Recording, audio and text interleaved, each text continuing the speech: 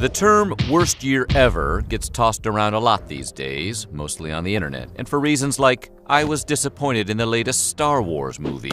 But scientists and historians have actually argued that no year in the long history of this planet was worse than the year 536. While sure, there have been plenty of worthy contenders for the worst year ever over the course of history, no single year has had more of a measurably bad impact for the decades that followed. Today we're going to explain why the year 536 was the worst year to be alive. But before we get started, be sure to subscribe to the Weird History channel. Oh, and leave a comment too and let us know what piece of history you would like us to explain next. Okay, now let's settle this once and for all. Year 536, worst year ever. While serving as a military advisor to Belisarius, one of the Byzantine Empire's most distinguished generals, Byzantine historian Procopius noticed some trouble was brewing in the air while traveling with his boss in Sicily in the year 536. He wrote of a sun that gave forth light without brightness, during like the moon, during this whole year, and it seemed exceedingly like the sun in eclipse. For the beams it shed were not clear, nor such as it is accustomed to shed. Translated, it was all dark outside like all the time. He, of course, wasn't the only one to notice the sun appeared to be in a mood during 536. Michael the Syrian, a Byzantine scribe, would later write of this period, "The sun became dark, and its darkness lasted for 18 months. Each day it shone for about 4 hours, and still this light was only a feeble shadow.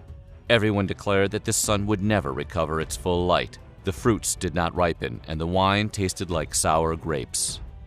This wishy-washy sun situation cast a non-metaphorical dark cloud over the globe that darkened the sky for at least a full year in 536. Researchers later discovered evidence of a massive volcanic eruption whose ash was likely a major contributor to the Seattle-like weather, minus all the rain, spreading ash and destruction on a global scale. Not to mention it made the grapes sour and the wine bad, so that's an easy strike for the year 536. Basic biology teaches us that plants need the sun to aid in their growth and survival.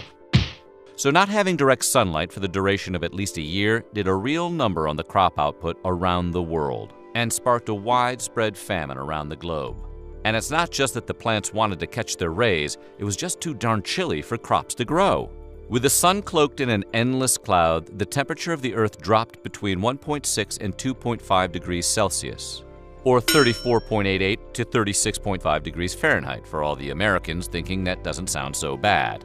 But it also cooled temperatures for decades to come. Crop scarcities were reported far and wide around this time period, including Ireland, who suffered through their own horrible-sounding food depletion they called bread failure.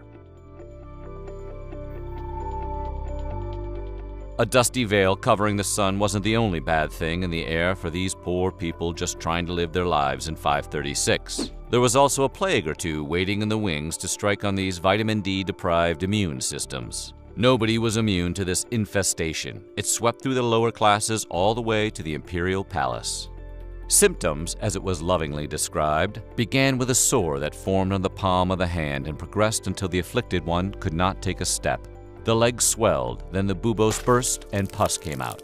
Obviously, if this same plague were to infect the world today, there would probably be a TV show called Dr. Bubos, Pusbuster, and with it, a new contender for the worst year to be alive. With the plague beginning to make the rounds in Constantinople, the city began to stink, what with the piles of dead, sick bodies just sort of being tossed around into the sea only to resurface later. There wasn't a lot of burial planning going around back then. Bring out your dead! It was more of a wing it vibe around the Justinian plague. Emperor Justinian ordered the bodies to be removed from the city. I'm not dead! There. He says he's not dead. Yes, he is. I'm not. But all that did was expose more people to the disease, as healthy people were responsible for moving deceased sickly bodies out of the cities. Things weren't all bad for Emperor Justinian, though, as the plague that took all of these lives and made the city a smelly nightmare would later be named the Plague of Justinian, so that was probably nice for him. Less so for the estimated 50 million people that died from it, however. Around 536, the climate in China started its journey into madness, doing perfectly normal things like raining dust you could scoop into your hands. Not only should it not rain dust, it certainly shouldn't be measurable by the scoopful. The Nan-Shi, a 6th century chronicle, reported a yellow ash-like substance falling from the sky. They named their freak weather hui, or dust, and said it was yellow in color. Whether this was volcanic ash or just some random, unexplained climate reaction is not known. However, this was just the beginning of China's climate disruption. The chronicles of the southern dynasties reported on a rare summer-winter weather event with frost in the midsummer and snow in August. Like a Southern California girl in Chicago in January, the crops were not here for this cold snap. Summer crops were destroyed, and the city of Xinzhou, along with others, were thrown into a deadly famine that lasted for 2 years and resulted in the deaths of around 70 to 80% of the population. Researchers discovered evidence deep in the ice sheets of Iceland and Greenland that indicated a major volcanic event occurred around 536. Volcanic eruptions in Iceland in 540 and 547 thrust people into the literal Dark Ages, with ash lining the skies and blocking out the shiny hot sun thing in the sky that the people of the 6th century were starting to get used to having around. Based on a tropical volcanic ash later discovered, some scholars have suggested a volcano in El Salvador went blasting off around the year 535 or 536.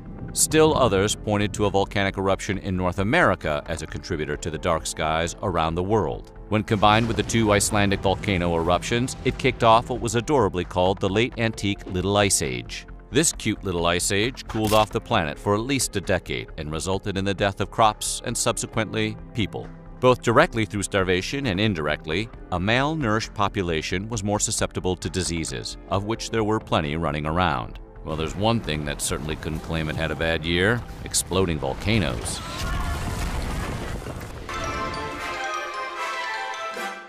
By the time the 6th century rolled around, the Roman Empire had migrated east to Constantinople.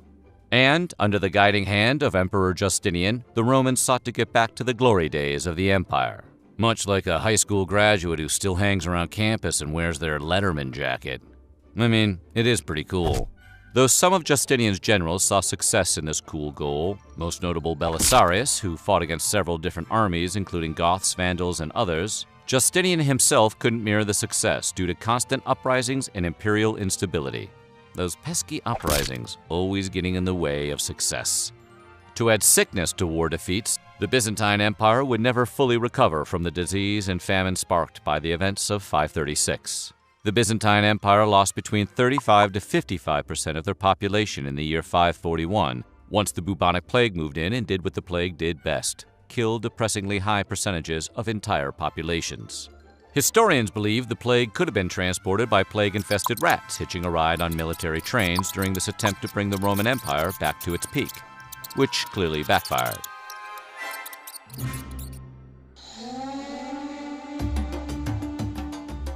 The horribleness of 536 didn't discriminate. The Moche civilization of Peru wouldn't count 536 as their banner year either. The Moche civilization, a once dominant force in the region, were known to be avid fishermen and developers of an advanced irrigation system that allowed a variety of crops to grow.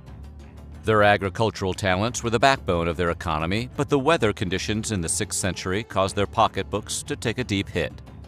It was around this time that an unusually strong El Niño weather system caused waters to warm, which decimated the fish supply. The freak weather system also caused heavy flooding, which ruined their irrigation systems and devastated their ability to grow enough food to feed their people.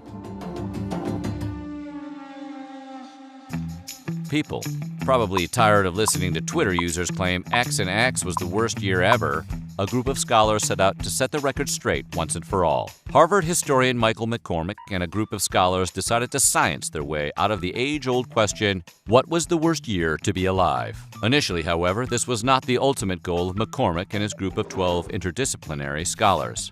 The group came together to study metal usage, coinage, and changes to the 7th century monetary systems. Somewhere in this thrilling subject matter, one probably began to ponder if they were living in the worst year to be alive. Their findings included an analysis of volcanic fragments from an Icelandic volcano in ice core samples from Swiss glaciers that, yes, dated back to 536, confirming the volcanic event that thrusted a good portion of the northern hemisphere into unprecedented darkness, setting off a global catastrophe.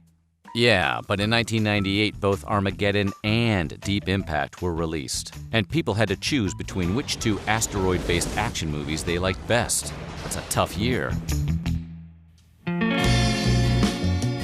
The planet left behind plenty of evidence of climate trauma that resulted in a chain of climate events that spiraled over into real human suffering. Remember, we only get one Earth, everyone. Please recycle. Dendrochronologists, people who study tree rings to determine a tree's age, since that's a science and not a wild guess, noticed some disturbing patterns emerging when examining Icelandic trees. The rings indicated a period when the tree's growth had slowed, suggesting a significant cool-down had occurred around the middle of the 6th century. This, combined with the newly unearthed ice core evidence discovered in 2018, helped date the time of the catastrophic event that ruined Earth for a little bit, to the year 536. In researching for the worst year to be alive, things weren't always so bleak. In fact, the research started by our friends at Harvard ended on a positive note. While the events of 536 were the spark for some truly literal dark days in our planet's history, the researchers were also able to find the moments things really started to turn around. When researching coinage, they noticed the reappearance of lead in the ice core samples, indicating that people were producing silver again for money. Ah, capitalism, the life force of us all. Experts argued the prevalence of silver meant more coins were being produced, which was a sign of a thriving economy. The lesson being, as bad as it may seem, it will almost always get better. Almost always. So what do you think? Would you like to go into a time machine and play the ultimate game of Survivor? Let us know in the comments below, and while you're at it, check out some of these other videos from our weird history.